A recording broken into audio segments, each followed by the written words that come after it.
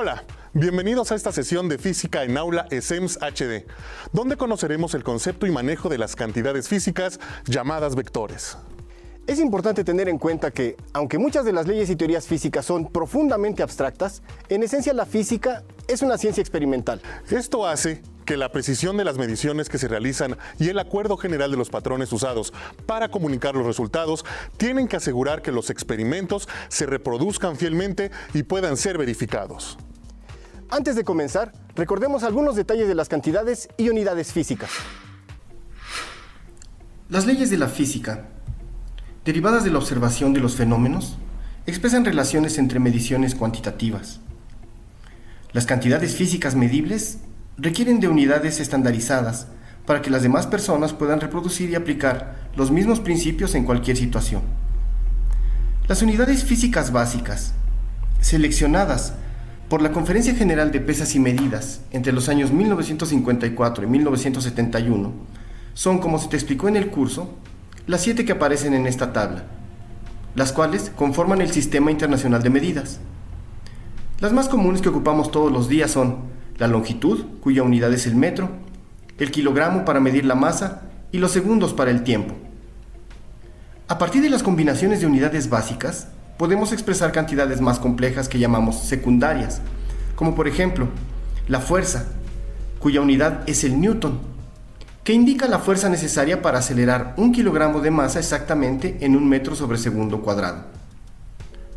Las cantidades físicas las podemos separar en dos grandes tipos. Las cantidades escalares, que se componen de una magnitud, expresada con un número, y una unidad, por ejemplo, 50 kilogramos. Por otra parte, las cantidades vectoriales o vectores requieren más información, contenida en 3 partes.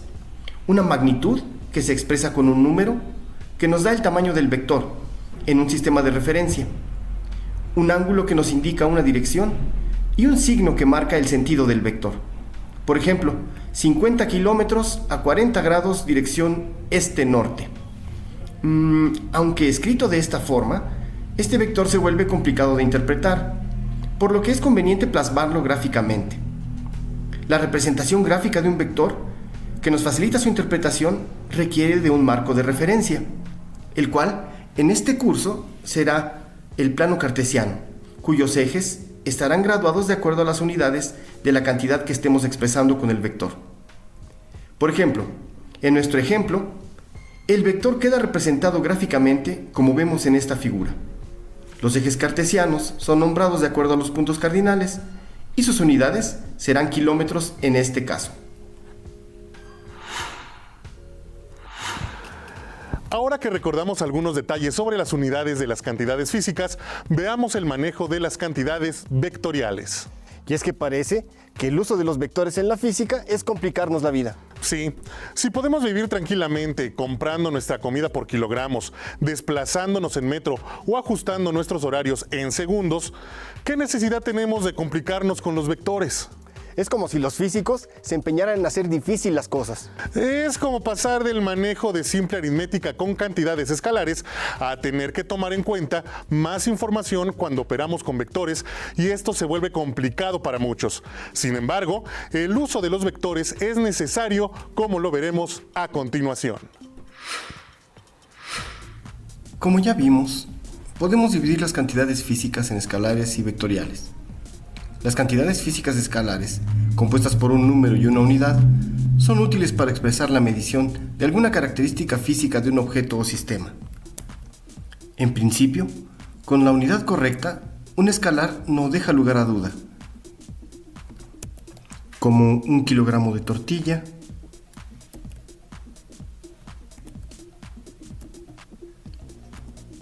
o la temperatura de Tulancingo de 18 grados centígrados. En ambos casos, tenemos cantidades escalares. Pero vamos a ver qué información extra nos proveen los vectores. Recordemos primero qué implica una posición en un sistema de referencia. Por ejemplo, cuando leemos un mapa dentro de un centro comercial, lo primero que debemos identificar es el letrero de "Usted está aquí", Esta posición importantísima nos sitúa en el origen de un marco de referencia que nos da exactamente la distribución del espacio en el que nos encontramos. Una vez ubicado nuestro origen, podremos desplazarnos a donde queramos según las indicaciones del mapa. La posición se expresa entonces como un conjunto de coordenadas. En nuestro caso, dado que estamos trabajando en el plano cartesiano, requeriremos de 2 coordenadas. Supongamos que nos encontramos en un punto A que tiene coordenadas expresadas en un par ordenado x1, y1. Cuando se realiza un desplazamiento hasta el punto B con coordenadas x2, y2, el cambio de posición será un cambio en las coordenadas. El desplazamiento entonces no puede quedar simplemente expresado como un escalar, ya que dado el sistema de referencia, el movimiento se da en una dirección, de A hacia B. Esta información extra es necesaria cuando hablamos de desplazamiento. Por tanto, el desplazamiento es un vector. Si el desplazamiento en nuestro ejemplo se hiciera de B hacia A, entonces gráficamente podemos ver que nuestro vector de desplazamiento cambia de sentido. Es decir, cambia de signo. Esto quiere decir que el desplazamiento de A hacia B es igual a menos el desplazamiento de B hacia A. Pero hay que notar que el tamaño del vector de desplazamiento, es decir, su magnitud o su módulo, no cambia, por lo que tenemos que la magnitud del desplazamiento de A hacia B es igual que la magnitud del desplazamiento de B hacia A. Esta cualidad de los vectores la llamamos invariancia y nos asegura que el vector se mantendrá del mismo tamaño sin importar la perspectiva desde la que se mida. Los vectores son invariantes ante las rotaciones del marco de referencia y ese hecho es fundamental para garantizar la validez de la mayoría de las leyes de la física. Muy bien, entonces los vectores sí son una necesidad para la física, ya que hay situaciones o fenómenos como el desplazamiento que requieren de más información específica que un simple escalar. Pero, ¿cómo podemos utilizar los vectores, por ejemplo, para calcular algo? Pues los vectores que veremos a continuación forman un álgebra, permitiéndonos realizar operaciones con ellos. Revisemos ahora un ejemplo de adición de vectores. Tenemos aquí nuestro plano cartesiano. Si suponemos que tenemos 2 vectores que describen una caminata, el primer vector A, que indica un desplazamiento desde el origen hasta el punto 3,7, mientras que el vector B es un desplazamiento que se puede expresar desde el origen y hasta el punto 6,2. Si las unidades de los ejes son metros, entonces, ¿cuál será el desplazamiento total que haría una persona siguiendo ambos vectores? Esta es una situación donde tendremos que hacer una operación de adición de desplazamientos. Una manera de hacer este cálculo es el método gráfico. Para encontrar el desplazamiento resultante, lo que tenemos que hacer es trasladar una copia de nuestro vector B justo hacia donde termina nuestro vector A.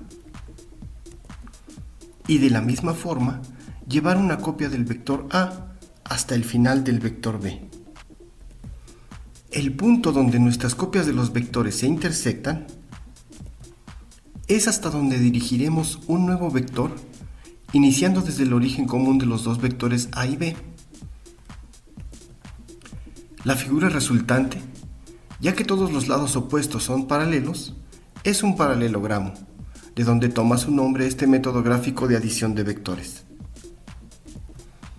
Este método tiene una limitante. Solo nos sirve para sumar pares de vectores, por lo que para sumar un tercer vector tendríamos que repetir la adición gráfica ahora de nuestro vector resultante A más B con el tercer vector que deseamos sumar, lo que se vuelve poco práctico si queremos sumar varios vectores. Sin embargo, si necesitamos de sumar más de 2 vectores, existe otro método gráfico que podemos utilizar.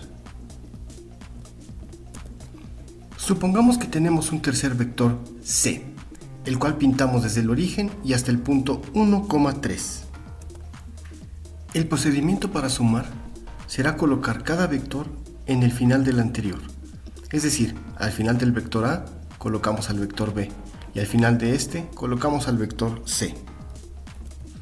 Y finalmente trazamos un nuevo vector desde el origen de coordenadas hasta el final del vector C, el cual representará nuestro vector resultante de la adición de los tres desplazamientos. La figura final es un polígono y ese es el nombre del método, el método del polígono.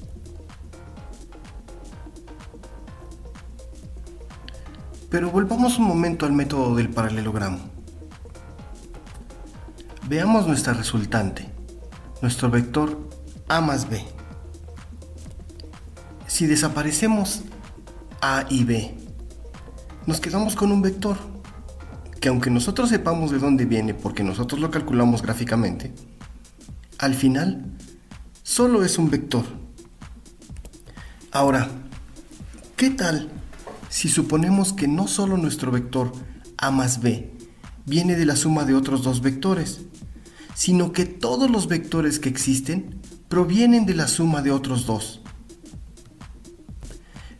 ¿Pero cuáles dos? Lo más interesante es que podemos elegirlos. Podemos elegir esos dos vectores de los cuales obtenemos este vector. Ya que podemos elegir, es mejor escoger dos vectores sencillos, y los más sencillos se encuentran cada uno sobre los ejes del plano cartesiano. De esta manera, y aplicando nuevamente el método del paralelogramo para estos dos vectores, que son perpendiculares porque están sobre los ejes X y Y, quedamos finalmente con un triángulo rectángulo. Este afortunado resultado nos permite ahora entender a cada vector como la suma de otros dos que son perpendiculares y están sobre los ejes X y Y. De tal forma que ahora podemos llamar a estos vectores las componentes del vector resultante. Con la ayuda de la trigonometría, sabiendo la magnitud y el ángulo del vector que estamos tratando, podemos calcular sus componentes. La componente en X de nuestro vector podemos calcularla usando la función coseno, que relaciona a la hipotenusa, que en este caso es la magnitud o módulo del vector, y al cateto adyacente al ángulo. Mientras que para la componente en Y podemos usar al seno. De esta manera, cada vector que tracemos en el plano puede ser descrito en términos de sus componentes en X y en Y. A esta operación se le llama resolver el vector en sus componentes ortogonales o perpendiculares. Resolver los vectores de esta forma nos permite ahora de manera analítica realizar una suma de vectores mediante sus componentes, ya que podemos sumar algebraicamente todas las componentes que viven en X, por un lado, y aparte todas las componentes que estén sobre el eje Y. El resultado de las componentes en X nos darán la coordenada del vector resultante en ese eje, y lo mismo tendremos para la suma de componentes en Y.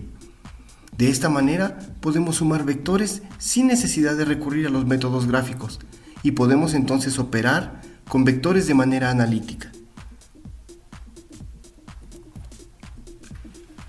Una de las propiedades de los vectores es que cuando a un vector se le multiplica un escalar, se verá incrementada su magnitud precisamente en el valor absoluto del escalar. Un vector entonces se puede expresar como un escalar multiplicado por un vector de magnitud igual a 1 que conserva y dicta las cualidades de dirección del vector original. Tales vectores de magnitud igual a 1 se llaman vectores unitarios.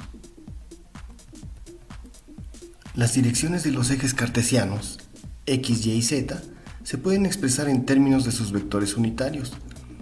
Para X, Y, J para Y y K para el eje Z, cuando tenemos tres dimensiones. La resolución de un vector en sus componentes perpendiculares nos permiten expresar un vector de una manera única y completa.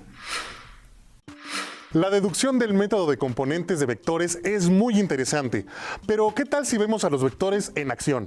Me parece bien. Resolvamos un ejercicio de estática. Primero, recordaremos que la estática se basa en el principio de superposición de las fuerzas concurrentes, estableciendo que cuando un objeto sobre el cual actúan fuerzas concurrentes se encuentra en equilibrio, entonces no muestra una aceleración, es decir, carece de fuerza resultante.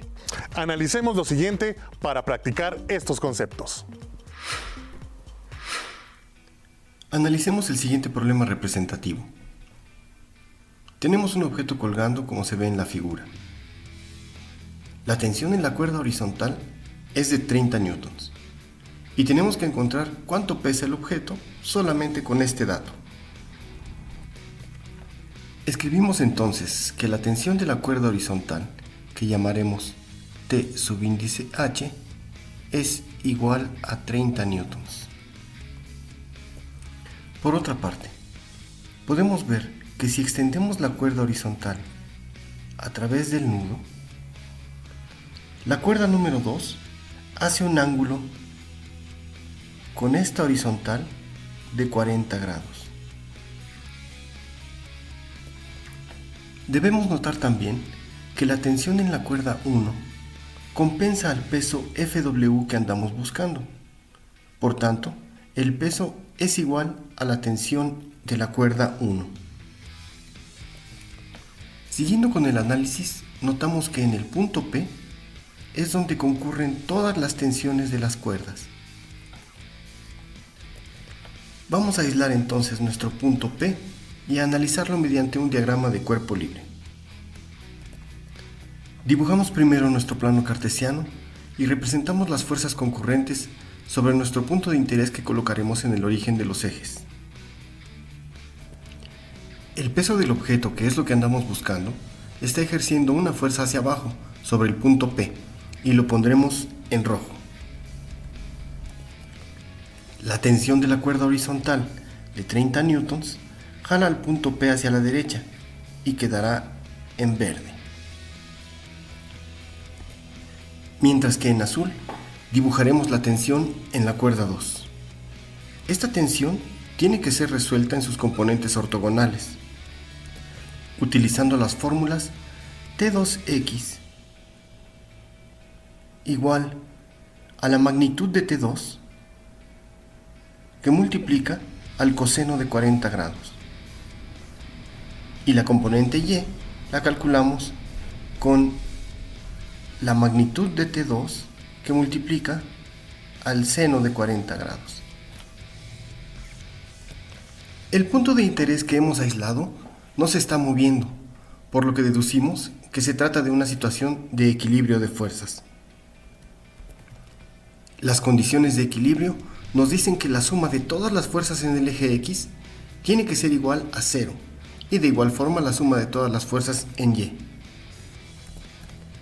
Podemos ver que en el eje X tenemos la fuerza de tensión de la cuerda horizontal y la componente X de la tensión en la cuerda 2. Para el eje Y tenemos que el peso Fw jala hacia abajo al punto P, mientras que la componente en Y de la tensión lo jala hacia arriba.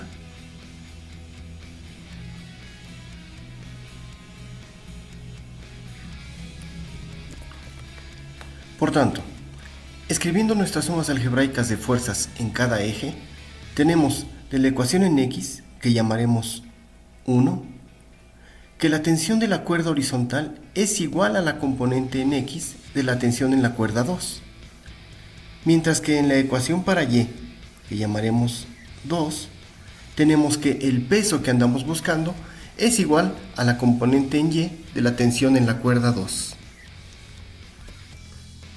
Podemos entonces, de la fórmula de T2x, calcular la magnitud de la tensión 2 y sustituirla en la ecuación para T2y, que es igual al peso que andamos buscando.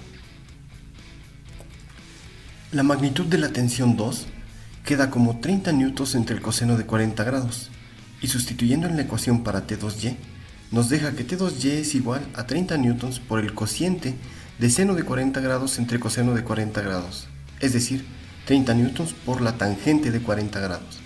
Y haciendo los números, encontramos que la tensión 2 en dirección Y, que es igual al peso que andábamos buscando, es de 25 newtons. Y así terminamos este problema.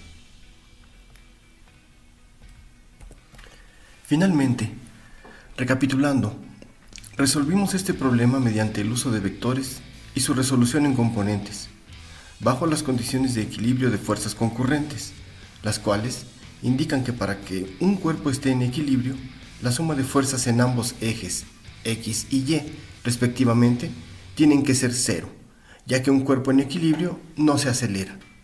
Vamos a analizar un segundo problema representativo. En este caso tenemos un bloque de 20 newtons que es jalado por una pesa de 8 newtons, como se muestra en la figura. El bloque se desliza hacia la derecha con una velocidad constante. Tenemos que calcular el coeficiente de fricción cinética que hay entre el bloque y la mesa. Para comenzar a resolver el problema tenemos que establecer qué es lo que sabemos. Primero, recordemos que el vector de fuerza, según la segunda ley de Newton, es igual a la masa por la aceleración. También sabemos que la aceleración es el cambio de la velocidad con respecto del tiempo. Pero un dato importante del problema es que el bloque se mueve con una velocidad constante. El hecho de que la velocidad sea constante implica que el cambio de velocidad sea igual a cero. Por tanto, nuestra aceleración tiene que ser igual a cero. Pero si la aceleración es igual a cero, entonces la fuerza también tendrá que ser igual a cero. Y esto es, como ya sabemos del problema anterior, lo que llamamos una condición de equilibrio. Quiere decir que este bloque que se mueve con velocidad constante está en equilibrio. Otro dato importante del problema es que la fricción en la polea es despreciable. Dado que esa fricción es tan pequeña que podemos suponer que no existe, la fuerza de tensión 2, que es la que está jalando a nuestro bloque de 20 newtons hacia la derecha, debe ser igual a la fuerza de tensión 1. Y esta fuerza de tensión 1 está contrarrestando el peso de 8 newtons de la pesa que está jalando al bloque de 20 newtons. Por tanto, podemos escribir que la fuerza de tensión 2 es igual a la fuerza de tensión 1. Analicemos las fuerzas concurrentes sobre el bloque de 20 newtons utilizando un diagrama de cuerpo libre. En nuestro diagrama vemos que el peso del objeto, que es nuestro bloque, va en dirección negativa en el eje de las Y, mientras que la fuerza normal, que es una fuerza perpendicular a la superficie, que contrarresta perfectamente al peso en este caso, va hacia arriba, mientras que la fuerza de tensión 2 va hacia el eje positivo de las X. La fuerza de fricción que se opone al movimiento va en el eje negativo de las Y. Recordemos que la fuerza de fricción es tangencial y va sobre una superficie oponiéndose al deslizamiento de otra. Aplicando nuestras condiciones de equilibrio para el eje X y el eje Y, tenemos lo siguiente. La sumatoria de fuerzas en X será la fuerza de tensión 2, que es positiva, menos la fuerza de fricción. Y según las condiciones de equilibrio, esto tiene que ser igual a 0. Para el caso del eje de las Y, tenemos que la sumatoria de fuerzas en Y es igual a la fuerza normal, que va hacia arriba, que es positiva, menos los 20 newtons de peso de nuestro bloque. Según las condiciones de equilibrio, la sumatoria de fuerzas en Y tiene que ser igual a 0. De nuestra condición de equilibrio para el eje de las X, podemos deducir que la fuerza de tensión 2 es igual a la fuerza de fricción. Y de la sumatoria de fuerzas en Y podemos deducir que la fuerza normal es igual a 20 newtons. Recordemos que el coeficiente de fricción cinética, μc, se define para el caso en el que una superficie se desliza a través de otra con una rapidez constante, justo como el caso de nuestro problema, y se define como la fuerza de fricción dividida por la fuerza normal. Ambas fuerzas las hemos calculado, ya que en el caso de la sumatoria de fuerzas en X tenemos que la fuerza de tensión 2 es igual a la fuerza de fricción, y como la polea no tiene fricción, la fuerza de tensión 2 es igual a la fuerza de tensión 1, y la fuerza de tensión 1 compensa perfectamente al peso. Por tanto, la fuerza de fricción es igual a la fuerza de tensión 1, que es igual a 8 newtons. Finalmente, sustituyendo en nuestra fórmula para el coeficiente de fricción cinética, tenemos que la fuerza de fricción es igual a 8 newtons entre la fuerza normal, que es igual a 20 newtons.